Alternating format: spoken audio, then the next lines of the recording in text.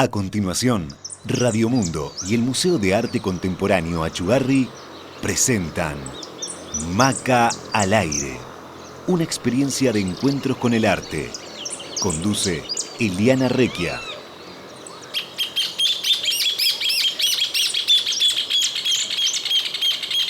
Nos sumamos a la transmisión de Radio Mundo y les saludamos una vez más desde el Museo de Arte Contemporáneo Achugarri en Manantiales y para todo el mundo. Esto es Maca al Aire. Mi nombre es Eliana Recchia y les acompañamos los miércoles con toda la información cultural del museo, eventos destacados de la zona, entrevistas y conversaciones con Pablo Achugarri. Este es un lugar que se mueve muy rápido. Acérquense que les contamos un poco de lo que sucedió y va a suceder por acá. Parque de Esculturas y Museo Maca. Como siempre, el Parque de Esculturas los invita de 10 a 20 horas para disfrutar de un espacio que alberga obras de artistas nacionales e internacionales y donde conviven el arte y la naturaleza. El Museo Maca abre sus puertas de 12 a 20 horas, donde ya pueden disfrutar de las 3 exposiciones de verano, la colección permanente y después de más de un siglo en el exterior, la obra Gaucho en el Campo de Juan Manuel Blanes. Estas y todas las actividades son gratuitas y abiertas al público, con el fin de acercar el arte y la cultura a toda la comunidad.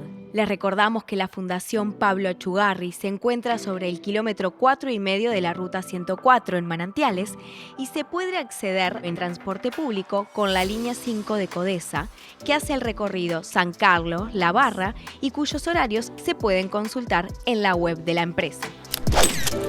Gala del Maca.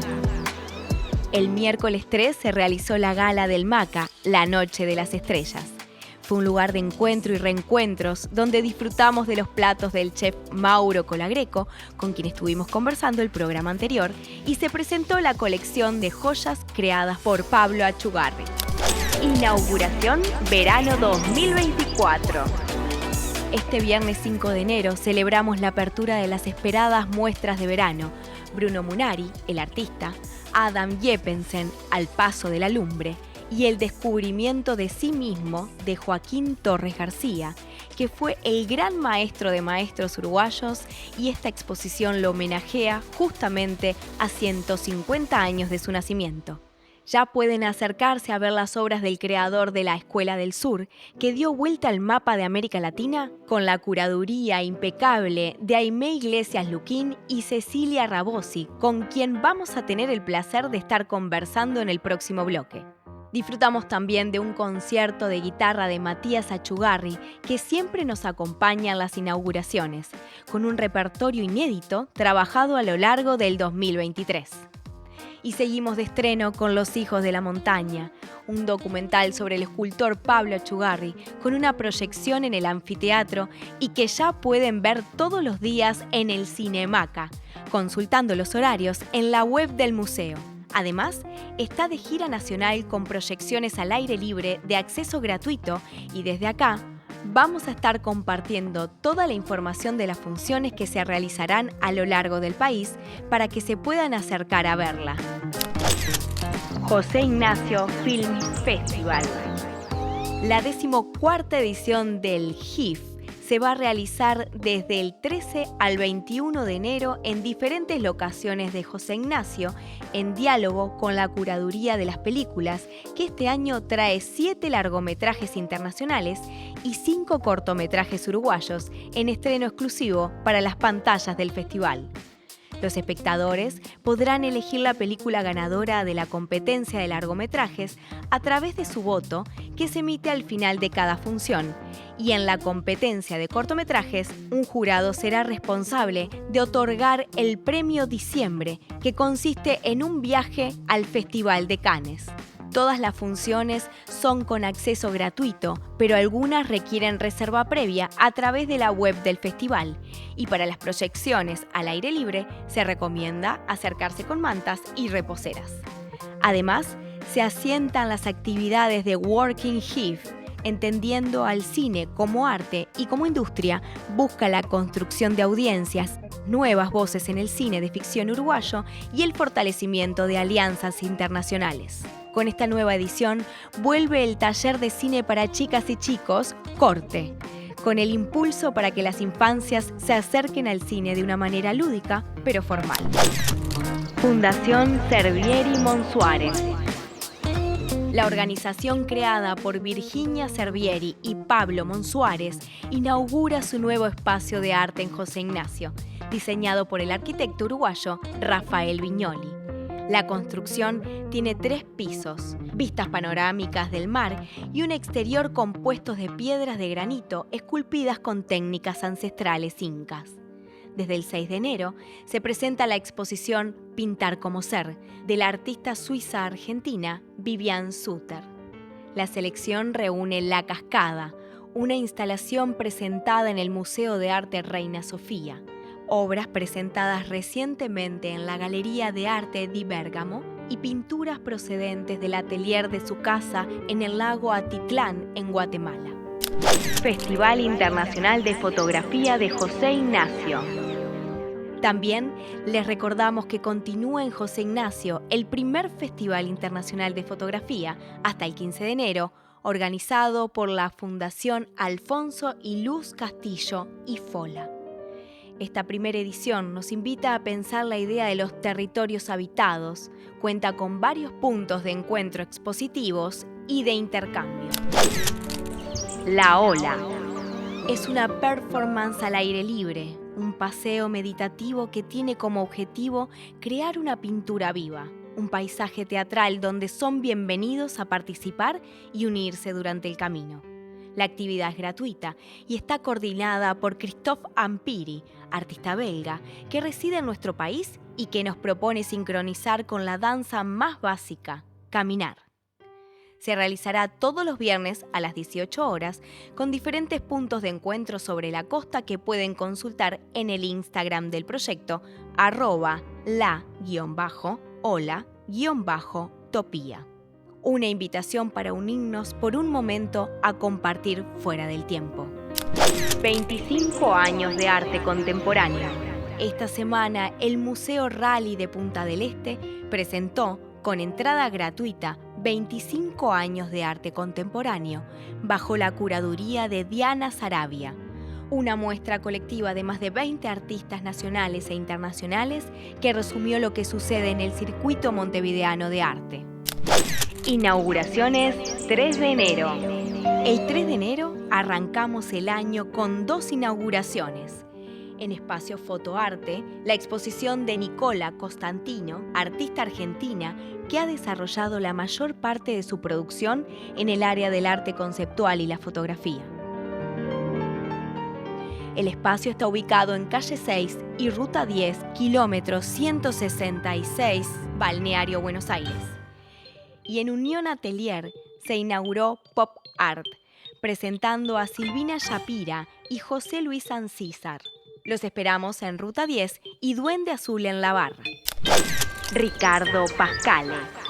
La Galería del Paseo está presentando una muestra de Ricardo Pascale, artista uruguayo, con sendas de actividades aparentemente distantes, pero intrínsecamente cercanas, las artes visuales y el mundo académico que se continúan entrelazando en su quehacer hasta la actualidad. Se pueden ver hasta el 17 de enero en Manantiales, kilómetro 164 de la Ruta 10. Actividades en la azotea. En la hermosa casona construida a finales de los años 50 por el expresidente Eduardo Víctor Aedo, con el fin de que fuese un centro cultural, se va a desarrollar una amplia grilla de actividades. Hoy a las 19 horas se presenta el libro En clave de ideas del diputado Dr. Diego Echeverría.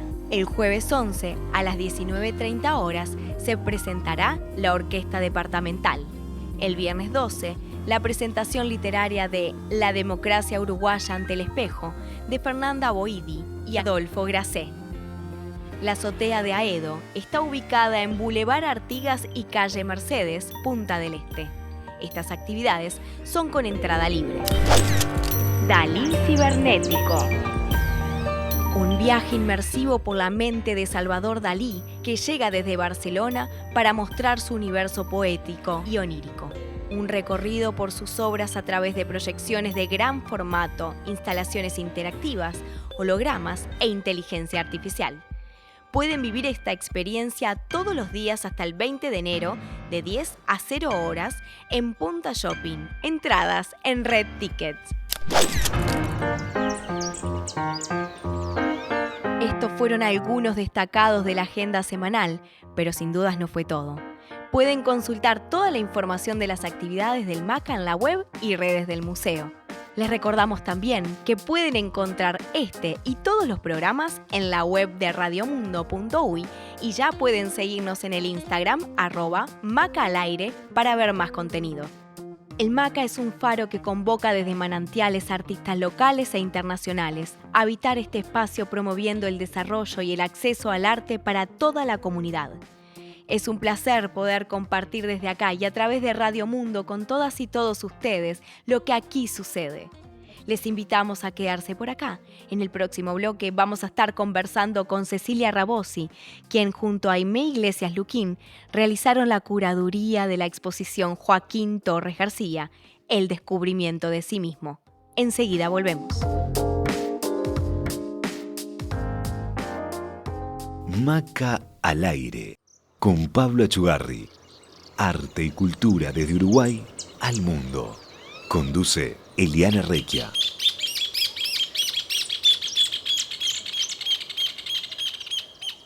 Maca al aire, con Pablo Achugarri. Una experiencia de encuentros con el arte.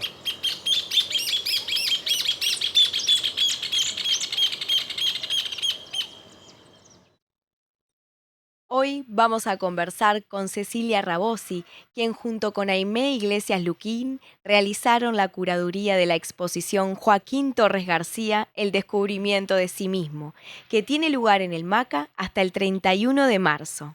Bienvenida, Cecilia, gracias por acompañarnos. Gracias a vos por invitarme y un placer estar con ustedes. Muchas gracias.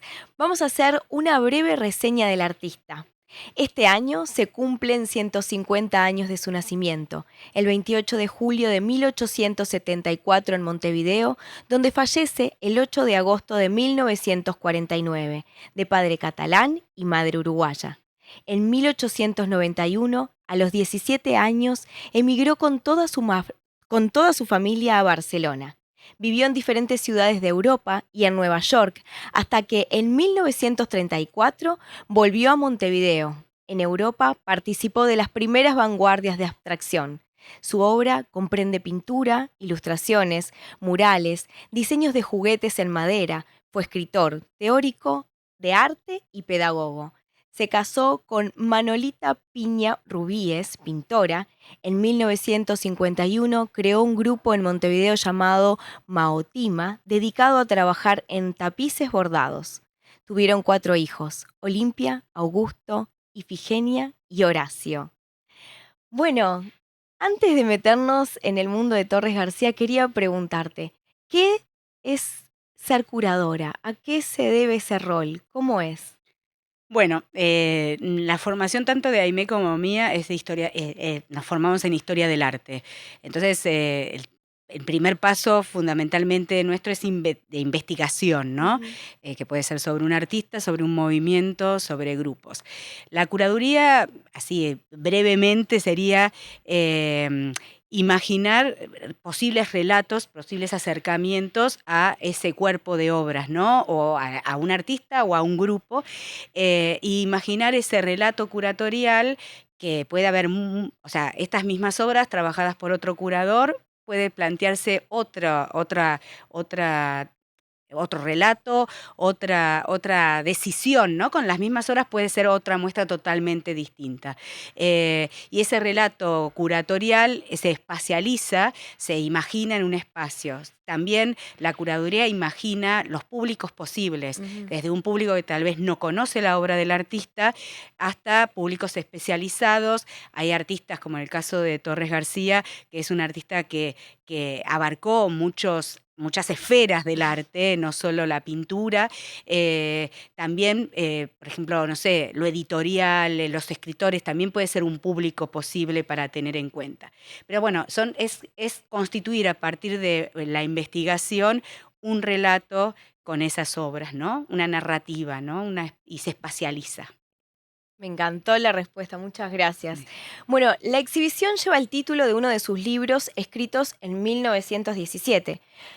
¿Cuál es la relación entre el nombre de la muestra y el libro? En realidad, nosotros partimos, bueno, fue un desafío realmente y un honor poder trabajar con la obra de este artista, que es un artista no solo importantísimo en la escena uruguaya, sino a nivel de la historia del arte, y para las vanguardias latinoamericanas del siglo XX es un artista fundamental. Entonces, bueno, nosotros empezamos a trabajar con un cuerpo de obras que el Museo Maca rastreó en todo el país, en distintas colecciones particulares y públicas. Y por otro lado, las obras, por ejemplo, que nosotros trabajamos mucho con el archivo del artista que pertenece al Museo Torres García en Montevideo, y fue fundamental ese trabajo con esas obras, que muchas veces son consideradas como complementarias a su obra pictórica, en este caso. Y entonces la decisión fue justamente desplegar esas obras, ponerlas en la misma relación o el mismo valor que su obra pictórica. Entonces, volviendo al tema de los libros, en la muestra nosotros rescatamos desde acuarelas, tintas, pero también manuscritos del artista. Por ejemplo, La ciudad sin nombre, que es un libro que escribe en el 41, en la sala están desplegadas las tintas originales, manuscritas y dibujadas por el artista, y que también eso nos interesaba, esa situación de la escritura fue una presencia permanente desde siempre. En Barcelona escribe libros, escribe artículos para prensa, y este libro del descubrimiento de sí mismo de 1917 nos permitía traer, digamos, esa idea de esta escritura, ¿no? De lo textual.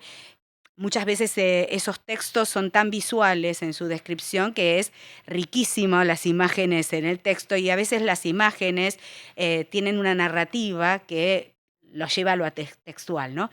Y nosotros decidimos ese título porque nos parecía que lo que nosotros queríamos mostrar era esa búsqueda permanente, esos derroteros geográficos por donde todas las ciudades por las que pasó, en las que vivió, en las que produjo. Y es permanentemente un descubrimiento, ¿no? Hasta llegar a la concreción de aporte a la escena de la historia del arte, que es el constructivismo universal. Estamos hablando de una muestra de gran trascendencia. Sin lugar a dudas, un enorme desafío para ustedes. ¿Cuál fue el criterio de selección de las obras y cómo accedieron a ellas? Ahora vos me decías, bueno, el museo y también accedieron a colecciones privadas. Sí, el museo en realidad por eso destaco la importancia que el museo tuvo en hacer ese rastreo previo a convocarnos, de ver qué obras estaban en las distintas colecciones de todo el país, y en museos públicos como el de Artes Visuales de Montevideo, que realmente en la muestra hay obras muy importantes de ese museo, pero yo destaco el tema también de la posibilidad de haber trabajado con el archivo del Museo Torres García, que permitió poder trabajar un montón de materiales como acuarelas, tintas, manuscritos, algunos manuscritos que permanecen inéditos, documentación de todo tipo. Y la particularidad con Aimé, nosotros, esto que te decía, de poner estos materiales que muchas veces están en vitrinas como algo complementario, ponerlo, cuando visiten la muestra no tiene vitrinas salvo un dispositivo que contiene los juguetes, ¿no? Pero la idea es que justamente todo está en el muro y todo se articula y dialoga. Hermoso, sí, fue espectacular poder transitar ese lugar de la muestra. Bueno, su obra fue exhibida en el MoMA, en el Guggenheim, en museos europeos, despertando el interés del público global. ¿Qué la hace tan atractiva y significante? Bueno, primero la factura, ¿no? Pero yo creo que el gran aporte, por un lado, es este planteo del universalismo constructivo, que que si bien, o sea, todo este trabajo en la abstracción de las primeras vanguardias del siglo XX, en la decisión, digamos, de trabajar con la estructura y con los símbolos, pero yo creo que un gesto radical que él realiza es esta inversión del mapa de Sudamérica. Él, en realidad, la muestra justamente es esos recorridos por las distintas ciudades en las que habitó, y un poco es esta cosa de la partida de Montevideo, como vos señalaste, en 1891, y el regreso en 1934, esos casi 40 años de ausencia en el país. Cuando él regresa a Montevideo, ya con, digamos, el universalismo, o sea, todo el tema constructivo ya teorizando, trabajándolo, regresa al país, y ese gesto de pensar una escuela del sur, al invertir el plano, el mapa de Sudamérica, plantea esta cuestión de romper con la hegemonía fundamentalmente europea en el ámbito de la cultura y del arte, esa cosa de mirar al norte, o los nortes, decimos nosotros con Aimé, porque él vivió en Nueva York también, y justamente al invertirlo, siempre el sur va a estar en el norte, ¿no? O sea, por eso él genera, digamos, la necesidad de que exista una escuela. Pensemos también la escena a la que llega, por ahí es una escena por ahí más académica, figurativa, y él viene con una propuesta constructiva, donde hay una estructura, articula, digamos, la obra, pero él suma, digamos, todos esos símbolos que rescata del estudio en diversos museos europeos de las culturas indoamericanas y prehispánicas. Él dice, en Uruguay, y lo mismo por ahí en la Argentina, sí, en el sur, los pueblos por ahí eran nómades o no, pero digamos, ese rescate de esas fuentes es muy importante, ¿no? Maravilloso. Tuvo un rol crucial en la formación de otros artistas como pedagogo, escritor, documentando sus ideas, manifiestos, editando revistas, participando de programas de radio y cientos de conferencias que brindó. ¿Cómo crees que el rol del artista enriquece al teórico y viceversa? O sea, como que cómo se fue comunicando él y la fusión de lo que vos contabas, ¿no? De todos esos roles que iba cumpliendo. Bueno, en realidad creo que la necesidad de, además de realizar, digamos, su obra plástica, había una necesidad desde siempre en Torres de escribir, teorizar. Tiene claro que esta cuestión de buscar miles de estrategias, como vos mencionabas, sí, para poder transmitir sus ideas, ¿no? Y ese trabajo se hace con el otro, por eso también la importancia de la conformación de grupos. Ya antes de regresar a Montevideo va a conformar el grupo de arte constructivo en Madrid, que dura muy poco, pero ya hay una necesidad de esa interacción con artistas jóvenes, con artistas que, pero pensando, digamos, también trabajar en estas ideas, ¿no? Estéticas.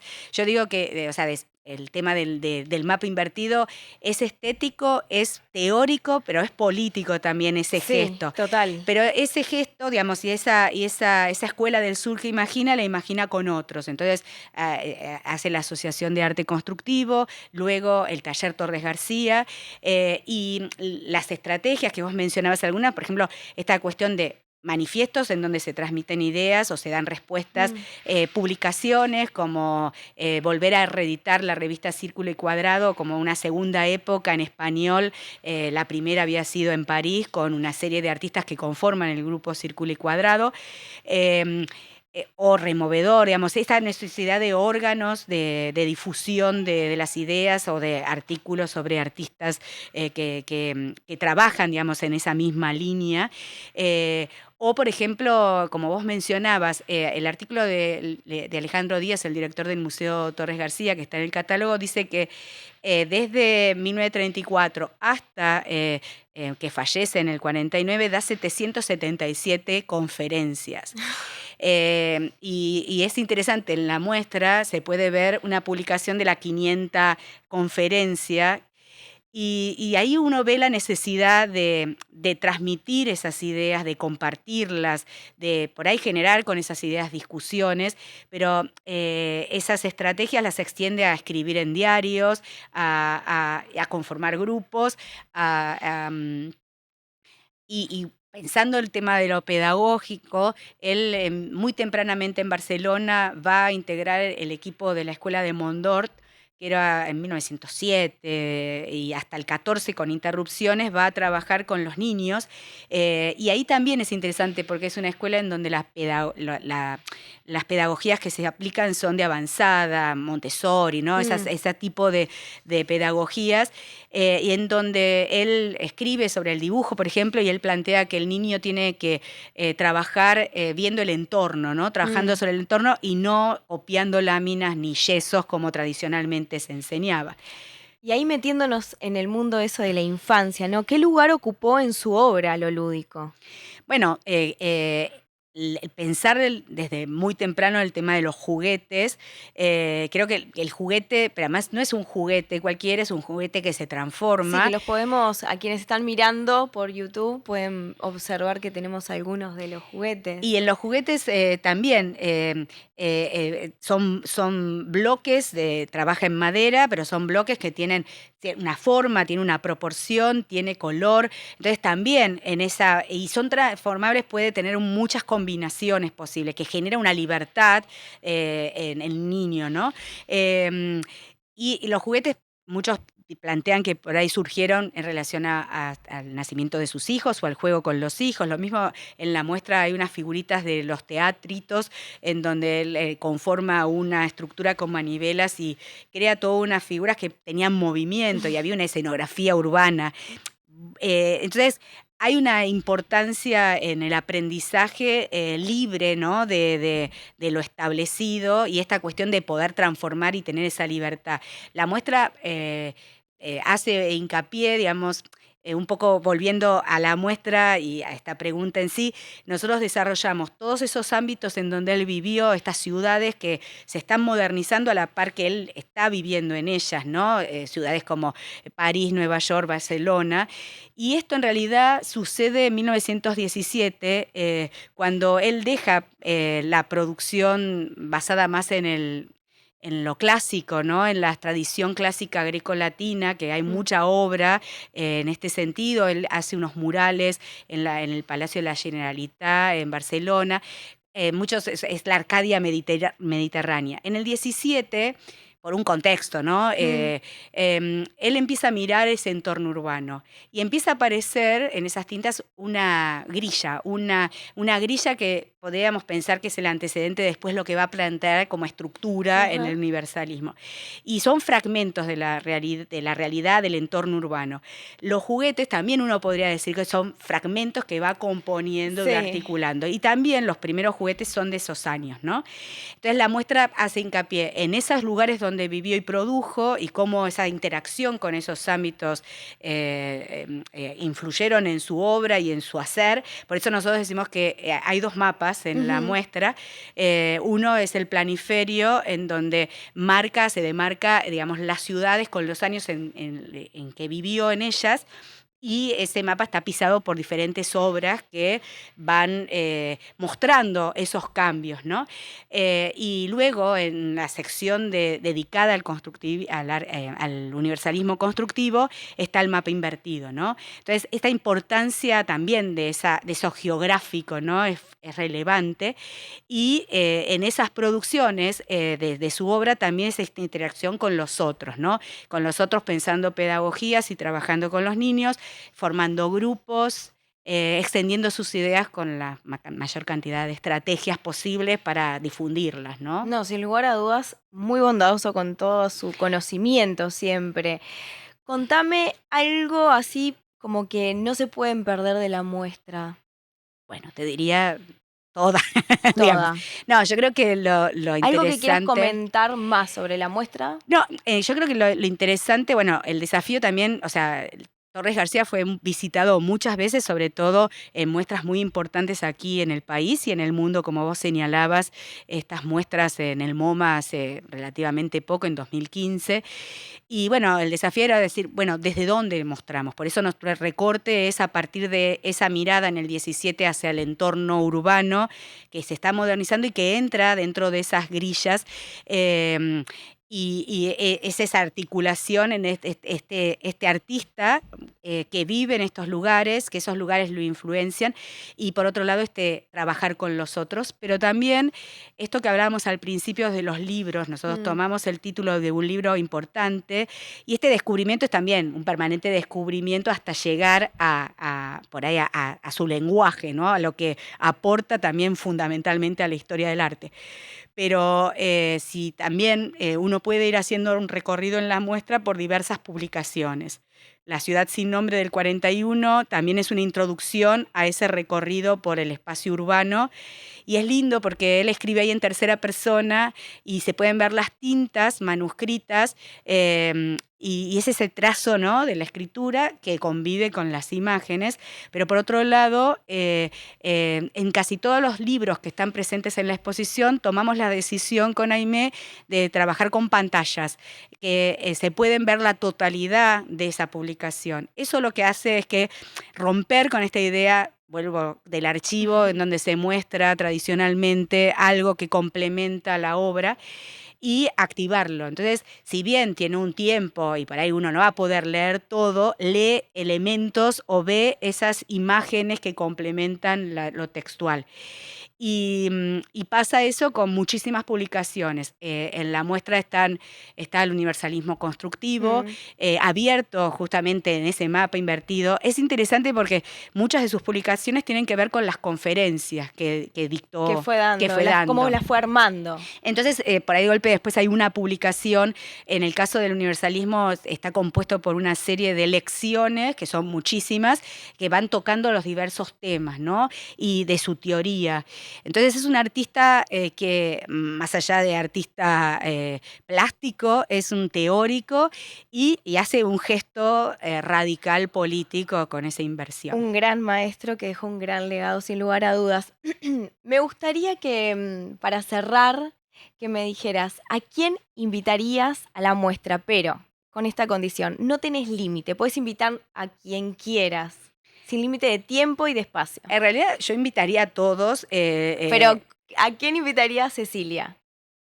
No sé, yo creo que lo lindo que sucedió en la inauguración del viernes 5 fue cómo la gente interactuó con la obra. Había niños que se quedaban demorados, no solo en los juguetes, entonces era hermoso ver esa situación. Estas pantallas, por ejemplo, hay un libro que no pudimos tener porque está en una muestra en España, se llama Structures, que él encuentra a lo largo de obras de todos los siglos y de diferentes culturas, la estructura, que siempre existió la estructura. Entonces era interesante cómo ellos veían todas esas imágenes y había una cosa de querer interactuar con ellas. Entonces a mí me parece que es interesante, o sea, esto que hablábamos al principio, cuando uno imagina una curaduría, imagina en muchos públicos. Un público que por ahí no conoce la obra del artista y entra. Por ejemplo, alguien me comentaba, dice, el mapa invertido es de Torres García. Pero por eso es una imagen tan pregnante de la cultura, que está en todos lados, y de repente era, entonces entrar a... Entonces a mí me parece que es buenísimo pensar en esas posibilidades de públicos que, ya te digo, puede ser alguien especializado. Había un editor que estaba fascinado en ese punteo de también que la muestra traza a través de las publicaciones. Entonces, nada, espero que... ¿Tu sobrino? ¿Tu sobrina? Bueno, me encantaría también, pero digo, creo que está buenísimo y me parece que la instancia de los colegios, la muestra por suerte dura hasta el 31 de marzo, con lo cual creo que va a poder haber una instancia en donde vengan los colegios, y creo que ahí también es muy rico pensarlo a Torres desde también atravesándolo con materias del colegio y eso, porque y esto, la interacción tal vez con los juguetes, pero no solo con los juguetes, ¿no? Muchas gracias. No, Gracias gracias a por, ustedes. junto con Aimé, contar esta historia con tanto amor y con tanta pasión. Bueno, muchísimas gracias por acompañarnos y acercarnos al universo de este gran artista. En breve seguimos vibrando arte, conversando con Pablo Achugarri. Muchas gracias. Maca al aire. Desde el Museo de Arte Contemporáneo Achugarri al mundo. Maca al aire. Con Pablo Achugarri. Arte y cultura desde Uruguay al mundo. Conduce Eliana Recchia.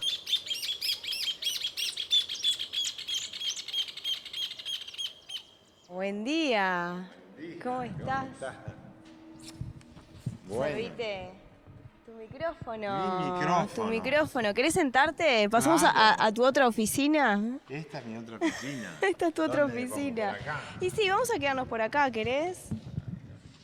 Algo de la luz. Qué bien, cómo va avanzando. Podríamos ir teniendo el registro del avance, ¿no? De cada una. Bueno, ¿cómo estuvo la gala la semana pasada?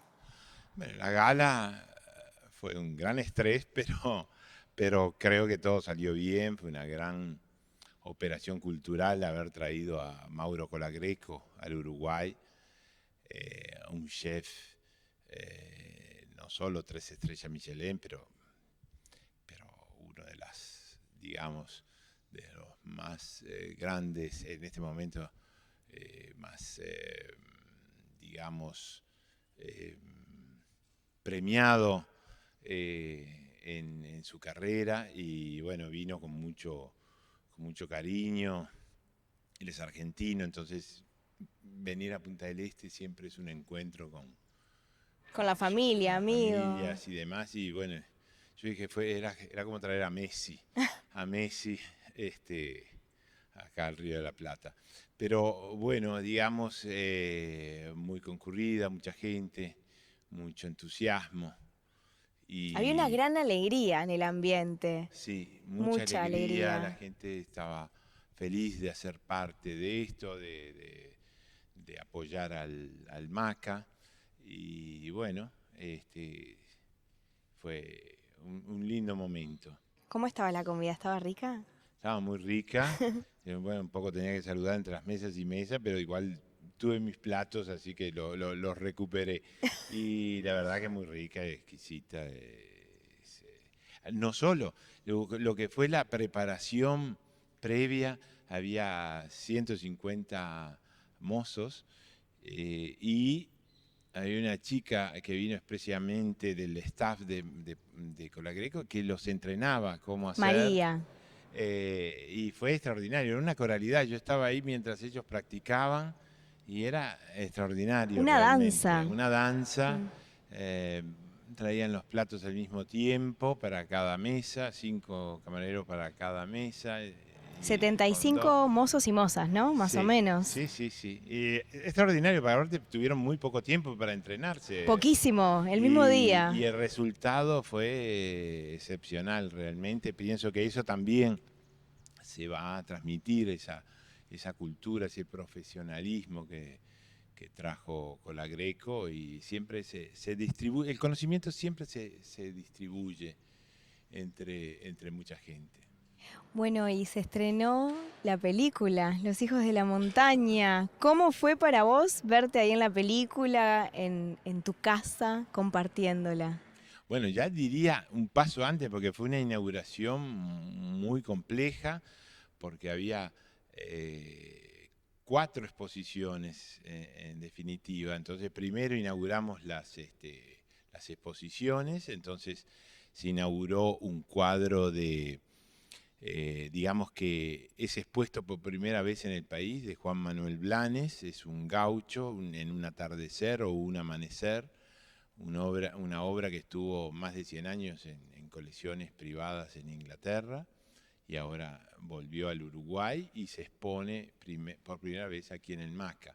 Entonces ya ese fue una gran emoción, y uno de los temas también digamos, de convocatoria también para el público, no solo de la inauguración, sino de la inauguración en adelante.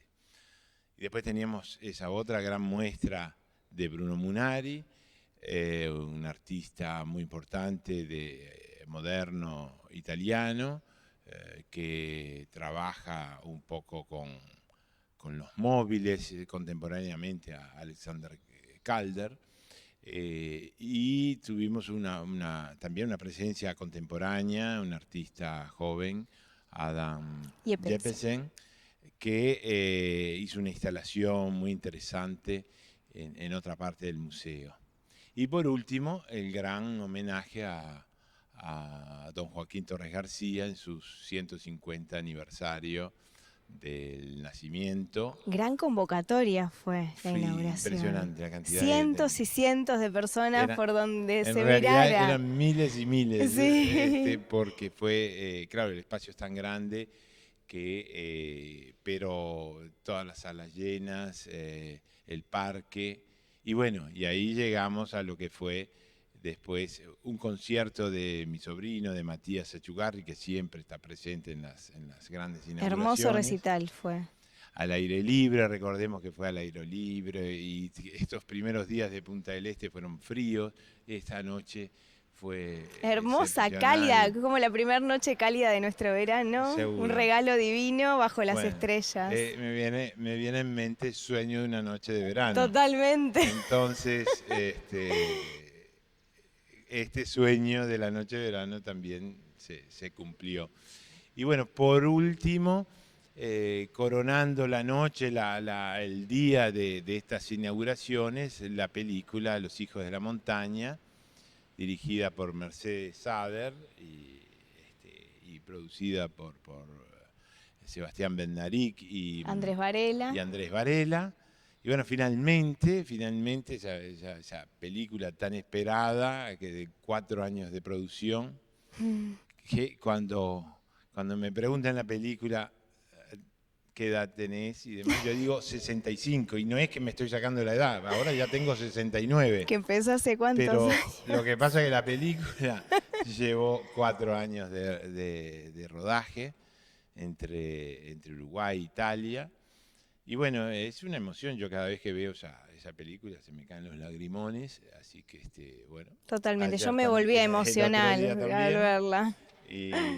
Y bueno, la gente, el público muy emocionado, me parece que es una película que toca muchos sentimientos. Es muy esperanzadora para quienes somos artistas también. Y para cualquier rubro, ¿no? Es súper esperanzadora. Mucha gente me decía, me acuerdo esa noche de la presentación, y venía y decía, es muy inspiradora. Total, muy inspiradora. Total. Ese era el concepto más común. Sí, no, es que Mercedes contó la historia de una forma muy hermosa, muy hermosa. Tuviste un buen acompañamiento ahí para contar la historia. Sí, cómo no. Y bueno, entonces ahora pasa. Sé que se está exhibiendo en diferentes cines en todo el país, una gira que está recorriendo todo el país, así que bueno, finalmente esa otra criatura, ese hijo de la montaña, también está circulando entre nosotros. Sí, y que van a haber funciones continuamente en el cine de acá del MACA. Claro, creo que es todos los días, ¿verdad? Sí, nosotros en la agenda ya pasamos toda la información, claro. Así que... Yo soy el último en saber Después te pasamos toda la data. Es tan completa y tantas cosas pasan. Son muchas cosas las que pasan acá, es muy difícil como mantener, tendrías que tener una hojita ahí y recordar cada cosa. Sí. Bueno, y Pablo, ¿cómo fue para vos, en esto que nos contabas de la inauguración, la previa a la película, cómo fue para vos recorrer la inauguración de Torres García? Bueno, tan esperada. Fue un proyecto de casi un año, donde uno siempre ve la muestra o una obra terminada y no sabe lo que hay detrás. Realmente yo digo que es como la punta del iceberg. Total. Lo que vemos es la punta del iceberg y todo el resto del iceberg está sumergido, o sea, no se ve porque está en el agua. En este caso, la producción de esta muestra de Torres García, imagínense lo que es ir a contactar todos los propietarios de las obras, propietarios privados que tienen obras de Torres García, pero tampoco eran todas. Hubo digamos, un comité de selección que eran las dos curadoras, Sí. Aimé y Cecilia. Cecilia, argentinas. Una de ellas está en Nueva York, directora de American Society. Y bueno, vienen acá pasar las fotos de las obras, esta sí, esta no, porque esta no está en el sentido que le quisieron dar a la muestra, etc. Y a su vez hubo la contribución de obras del Museo Torres García y del Museo Nacional de Artes Visuales. Ahí hubo dos grupos importantes de obras que están presentes en la exposición. Bueno, quería entrar a esta frase que vos nos decís siempre, es todos podemos ser artistas si conservamos el niño que llevamos dentro. Y Joaquín Torres García nos trae la frase, voy a meter toda mi pintura en los juguetes. Lo que hacen los niños me interesa más que nada. Voy a jugar con ellos.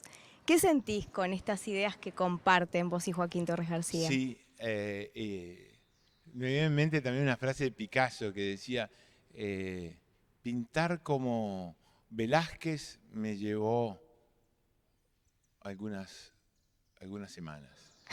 Y pintar como un niño me llevó toda la vida. O sea que el niño está siempre presente, sea en Torres García, sea en Picasso. Bueno, yo lo digo también con esa frase. O sea, el niño es el protagonista y el niño es lo que fuimos y lo que tal vez todavía seamos. O sea, todavía tenemos ese niño adentro, que hay que conservarlo, hay que alimentarlo con la curiosidad, con el hacer cosas, proyectos, sueños, ¿no? Ese niño que llevamos adentro hay que hacerlo soñar, en pocas palabras. ¿Te diste cuenta, Pablo, que comparten el rol de difundir el arte cada uno desde lugares diferentes, como con mucha relevancia? Sí, tú te estás diciendo Sí, Torres García. sí, exacto. Claro, Torres García fue un teórico. Él vino de Europa, nació en Uruguay y se fue a los 18 años, o sea que su formación la tuvo en su Cataluña de origen, y luego empieza a teorizar, se va a París, se encuentra con Picasso en Barcelona, después va a París, tiene una vida itinerante que en aquellos tiempos no era tan común. No. O sea, él nacido en Uruguay, se forma en Cataluña, va a París, va a Bruselas, después se va a Estados Unidos, a Nueva York, después vuelve a Europa, está en la preguerra y entonces dice, ¿a dónde voy ahora? ¿A dónde voy? Y le viene en mente volver a su Uruguay nativo. Y él llega con esa carga tan importante de conocimiento que fue adquiriendo en todos esos años. Él estuvo en contacto con todas las vanguardias europeas, donde en Europa iban todos los creadores, digamos, no solo originarios de Europa, pero también de todo el mundo. O sea, era el polo alrededor de París, el polo cultural más importante del mundo. Entonces, él viene a Uruguay con toda esa carga, ese conocimiento, imaginemos los medios. Antes de No las los cartas, tenía, claro. Él siguió escribiéndose con Piet Mondrian, gran artista holandés, digamos, constructivista, y él se sigue escribiendo incluso desde el Uruguay. Entonces, tiene todo ese capital, digamos, cultural, y lo comparte, crea esa gran escuela, la Escuela del Sur, el Taller Torres García, donde tiene infinidad de alumnos, empezando por sus hijos y siguiendo por alumnos como Fonseca, como Gurvich, Mato, tantos otros. Era un poco la florinata, que él también era muy duro, muy exigente, muy, diría, dogmático. Entonces marcó, digamos, a fuego un poco lo que fue la trayectoria de muchos alumnos, que a veces le costó a estos alumnos desprenderse de la enseñanza de Torres García. Y en esas enseñanzas, ¿cuál crees que es el legado más potente que él nos deja? Bueno, yo creo que ese sentimiento de americanismo, ¿no? Ese dar vuelta al mapa de Sudamérica y todos en el hemisferio sur miramos hacia el norte, tenemos un norte que es el norte, él lo da vuelta, entonces el norte está en el sur. Y después también su concepto americanista, bueno, esos muros, por ejemplo, yo pienso en el monumento cósmico que está en el Museo Nacional de Artes Visuales y cómo están la estructura de esas piedras, de ese alto relieve, me hace acordar a los muros de Cusco, a los muros incas de Cusco, de Ollantaytambo y demás. Entonces hubo un esfuerzo también de la estructura que era tan fría y tan racional de Piet Mondrian. Él le coloca estos símbolos, el hombre, trabajo, el pescado, todos esos símbolos que lo hacen más casi más popular, diría. Y en esta frase que tiene Torres García de nuestro norte es el sur, ¿cómo es para Pablo Achugarri esa frase? Bueno, para mí el norte está por todos lados. Hay que saberlo encontrar. El norte está dentro de nosotros mismos. ¿Cuál es el norte? El norte es hacia dónde vamos como seres humanos. Gracias, Pablo, por recibirnos nuevamente en este maravilloso lugar. Les contamos que ya tenemos teléfono para que nos hagan llegar sus consultas y mensajes. El teléfono es más 598-9272-9302 y tenemos un mensaje de María Luisa que pregunta si está prevista alguna línea de transporte desde Punta del Este al Maca, ya que por distintas circunstancias muchos la necesitamos. Recordamos que comentábamos que tenemos la línea que va de San Carlos a La Barra, la número 5 de Codesa, pero no llega a Punta del Este.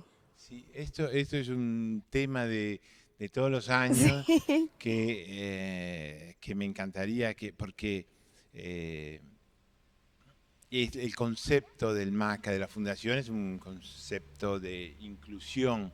Entonces, es claro que es un lugar bastante descentralizado y siempre estamos esperando que haya una línea, por lo menos en el verano, que es más concurrido, una línea desde Punta del Este y otra desde Maldonado, también, o tal vez la de Maldonado que pueda pasar por Punta del Este.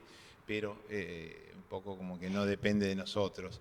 Entonces, en fin, esperemos que las cosas y el mismo peso de la institución, del lugar, de la cantidad de gente que viene, de la cantidad de niños que vienen durante todo el año, que a su vez vuelven a sus hogares y cuentan la experiencia. Entonces yo creo que es un imán para que vuelvan también con sus familias. Entonces sería algo realmente para tratar de solucionar. Bueno, ojalá que se dé este año, quién sabe. Puede suceder, ¿no? Todo puede suceder. Bueno, nos despedimos y nos vemos el próximo miércoles. Gracias, Pablo. Mucho gusto. Todos nuestros contenidos están disponibles en nuestra web, radiomundo.uy.